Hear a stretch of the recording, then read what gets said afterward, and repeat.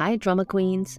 Today's episode question is, have you ever been caught trying to sneak into your lover's bed by a parental figure? You would think that kind of thing only happens when you're a teenager, right? I bet you want to watch grown-ass adults like Sang-Eun and Ji-ho deal with this embarrassing situation. So get comfy everybody and let's binge! Episode 13 starts with Ji-ho witnessing Miss Yu nearly getting run over by a truck. He runs and pushes her out of harm's way, getting a little injured in the process. Woo passes by and is confused seeing the two of them together in this state, and then quickly takes them to the hospital.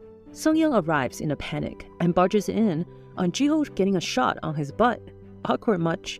She learns that he got a fracture, so she decides to stay and take care of him. She thought Ji-ho came to find her and on the way accidentally saved Miss Yu, until Miss Yu comes to visit after giving her statements to the police, and Sang-Eun finds out that Ji-ho actually asked to meet Miss Yu. Ji-ho doesn't want Sang-Eun to find out that Miss Yu pretty much kidnapped her from an orphanage when she was little, so he just claims to have asked to meet Miss Yu to pay his respects. Sang-Eun doesn't suspect anything else, since her whole attention is on getting Ji-ho better.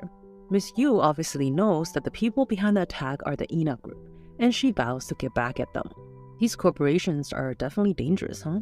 Hae-Jin knows that all too well as well. He's always being used as a pawn whenever it benefits the family.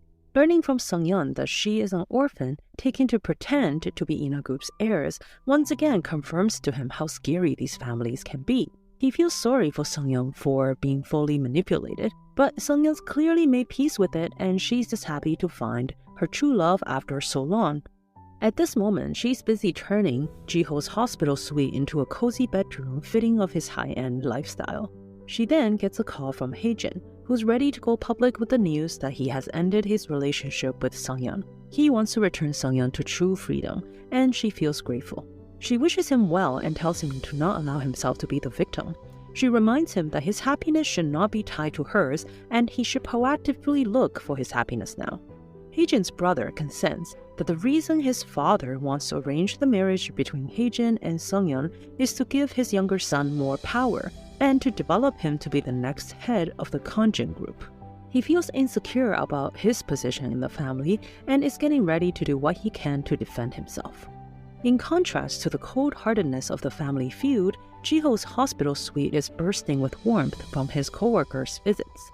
His boss even tells him not to be bothered by anything about Sang-Eun's negative press, since it's clear to anyone who can see that Sang-Eun truly cares about him.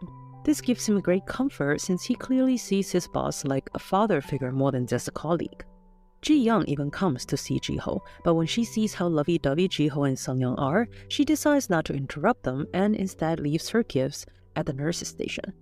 That night, there is no rest for the wicked. The Ina group calls Miss Yu to warn her not to act recklessly, otherwise she won't be so lucky next time. At the same time, Hae-Jin's brother comes to Ina group and offers himself for the marriage alliance with Sang-Eun. There is nothing some people won't do to get ahead. Ji-young and Hae-Jin meet to drink and lick each other's wounds over their mutual rejection from Ji-ho and Sang-Eun. No actual licking was involved though, just metaphorically. Woo approaches Miss Yu and lets her know that he will leave as she requested, but only after he is sure that Sang-Eun has found someone to take care of her. He even reminds Miss Yu to take care of herself after the scare, not holding any grudges for her ill treatment of him. As for Sang-Eun and Ji-ho, they can even have a romantic night at a place like the hospital. They decide to go for a night walk together, and seriously, the hospital grounds are beautiful. Are we sure it's not like a resort somewhere? After getting back, once Sang-Eun's gone to sleep, Ji-ho goes to the nursing station and asks to be discharged the next day. He has noticed that the longer he stays at the hospital, the longer Sang-Eun would have to sleep on the floor of the hospital room. So ignoring the doctor's orders, he gets up early the next day and prepares to leave. It's a hard day for Hae-Jin as he calls a press conference to announce the end of his relationship. Sang-Eun and Ji-ho watch the coverage from the hospital and they feel relieved that this random love triangle has finally come to an end. Woo shows up and tells them that he was just over at Hae-Jin's and his mood seems to be good. Only thing is that now there is media all over Hae-Jin's apartment, so if Ji-ho takes Sang-Eun home, they might be harassed. Woo thought of a brilliant idea, which is for him and Ji-ho to swap living accommodations so that Ji-ho can continue to receive Sang-Eun's care. When Miss Yu sees Ji-ho showing up at the door, she doesn't know what to think. Just a few days ago, Sang-Eun was living with Woo and was being arranged to marry Hae-Jin, and now she's about to live together with her real boyfriend, who just saved her from getting killed. Woo also cannot believe what's in front of him when he shows up in Ji-ho's humongous condo. Not only is it huge, it's extremely clean as well. He can feel himself getting used to this place in no time. That night, Miss Yu is worried sick that Sang-Eun and Ji-ho will be up to no good in their room, so she chooses to spy on them. Ji-ho catches her in the act and invites her to have a late-night snack together to ease the mood. The result is that not only is the mood not eased, it gets even more tense since Miss Yu is such a severe person to interact with. That night, she didn't want the kids to sneak into each other's bedrooms while she's asleep, so she grabs a chair and she sits in the middle of the living room to act like a watchdog. Little does she know that Ji-ho's not thinking about that stuff at all. He's actually busy reflecting on the discovery that he's made about her, Miss Yu. From a source close to her, he learns that her intentions towards Sang-Eun isn't as simple as just using her. It seems because she came from humble beginnings, she really wants to help Sang-Eun live out a life in luxury. When Sang-Eun ruined the first marriage alliance with the Kang group, Miss Yu was heartbroken for days. She acted as if she is Sang-Eun's actual mother who feels regret for her daughter. Sang-Eun sneaks into Ji-ho's room while Miss Yu is dozing off. She's worried that Ji-ho won't be able to sleep in an unfamiliar environment, and Ji-ho happily accepts her offer to stay with him until he's fallen asleep. Lying in a small bed in a foreign apartment, holding the person that he loves, Ji-ho actually feels way more at home than his giant condo and king-size bed ever made him feel. The next day, Miss Yu finds out from Woo that Ji-ho is a judge. All of a sudden, Ji-ho seems like an amazing prospect for Sang-Eun in her eyes. That day, after Sang-Eun's left, Ji-ho calls for a meeting with Miss Yu. Based on the evidence that he's gathered, his theory is that Miss Yu is in fact Sang-Eun's birth mother. Miss Yu looks just slightly flustered by this accusation.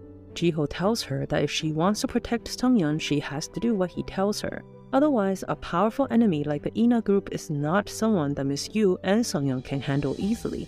On the other hand, Hae-Jin's brother is preparing his attack as well. He tells Hae-Jin that he's happy to help him bear the burden of marrying Sang-Eun. This causes Hae-Jin to lose his temper, and the two brothers argue bitterly before parting. Hae-Jin's brother then asks to meet Sang-Eun and offers to pay her a large sum to sign a marriage contract with her. When she refuses, he gets offended and starts insulting her for having a shameful job and acting all high and mighty. She was just about to put him in his place when he changes topic suddenly and tells her that he knows the reason behind her spending all her life savings to bail Miss Yu out of prison. So if she knows what's good for her, she should seriously consider his offer. Episode 13 leaves us with yet another final twist. Hae-Jin calls for another press conference. This time around, he announces that he is the youngest son of the powerful Kang group, and he has decided to give up his stardom to go back and take over the family business. We can only assume he's doing this to protect Sang-Eun, either by taking over the Kang group to make his parents happy so they can stop harassing her, or by taking over and taking down his brother so he can no longer pose a threat. Either way, is it bad that I'm not impressed by this decision, even if it's a huge sacrifice? If he really loves his career as an actor, how can he just give it up easily? If he really hates the ways of his family and wants to seek freedom, how can he go back just like that? All for what? A girl who doesn't and has never loved him. Maybe the story is making him out to be an all-suffering, love above all kind of guy, but no respect for me, unfortunately. What do you guys think about his actions? Let me know in the comments. And if you haven't yet, please subscribe and follow along in the next episode of Love in Contract. Thank you for watching!